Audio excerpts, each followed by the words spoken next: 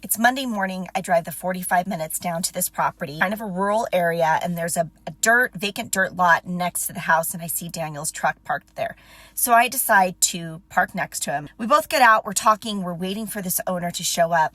And again, he's like, I don't really feel comfortable seeing this house, which is very, very unusual for Daniel. Like in all the 6 years I've known him, I've never, ever heard him say, I don't think we should see this house. And he's like, I just can't put my finger on it. There's something wrong with this guy. There's something wrong with the property.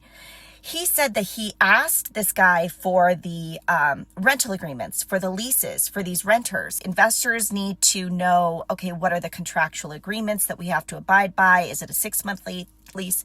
Is it a year lease? Is the tenant going to cooperate? Do they need time for move? Do we have to do cash for keys?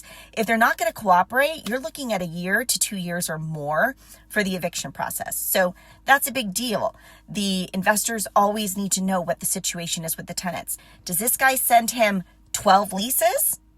No, he doesn't. This is super weird. He sends him something called a rent roll, which is essentially just an Excel spreadsheet where you put the room number, 1 through 14, the name of the person occupying the room, and the amount of rent.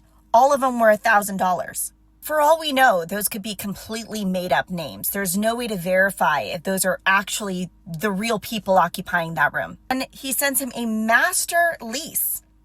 The master lease is with a kind of no-name kind of property management company. It is a legit property management company, but the guy on the tax records who owns the house, is leasing his own house back to himself for $14,000 a month, even though his mortgage payment is $10,000 a month.